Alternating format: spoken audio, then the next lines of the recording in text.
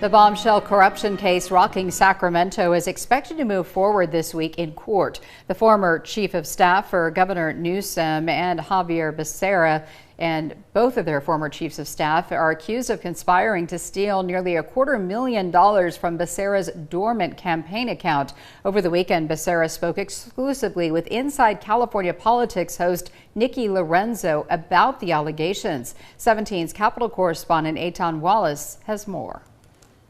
Do you have any comment, Ms. Williamson? It's the case making headlines across the nation. Governor Gavin Newsom's former chief of staff, Dana Williamson, is accused of fraudulently diverting $225,000 from the dormant campaign account belonging to former U.S. Health and Human Services Secretary Xavier Becerra and funneling those funds to this man, Becerra's former chief of staff, Sean McCluskey. So do you have your side of the story you'd like to share with the viewers at home? Last week, Williamson pled not guilty to the slew of charges against her, but McCluskey and another alleged co-conspirator, longtime Sacramento political consultant Greg Campbell, seen here walking out of court Friday, are expected to enter a guilty plea in the case, with McCluskey expected back in court this Thursday. It's a gut punch. Becerra, who is not implicated in the indictment, spoke about the case exclusively during this one-on-one interview on Inside California Politics with host Nikki Lorenzo. He said he had no idea about the alleged theft of the funds in his account. I didn't know the full extent of what was being investigated until I saw, like you did, the indictment.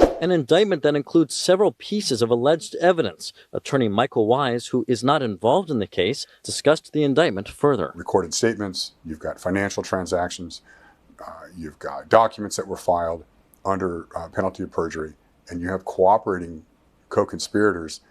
Really is a pretty intricate trap for her at this point, and she's going to have a hard time getting out of it. On top of that, Becerra discussed how Williamson, who's next due in court on December 11th, often resorted to texting as a means of communication. She liked to text. I mean, she has a reputation of being a prolific texter. So the feds have seen her communications and correspondence. Do you think other California Democrats, lobbyists, consultants should be worried? Oh gosh, I suspect a lot of folks have developed strong trusted relationships with some of these individuals that are named. So some correspondence potentially could betray that trust? I won't speak for them. Knowing how she likes to correspond, many correspondence keeps you up at night. Everything that I would have done correspondence-wise would have already been provided to the Department of Justice. And be sure to catch the full exclusive interview with Becerra on our website, kget.com. Reporting in Sacramento, Eitan Wallace, 17 News.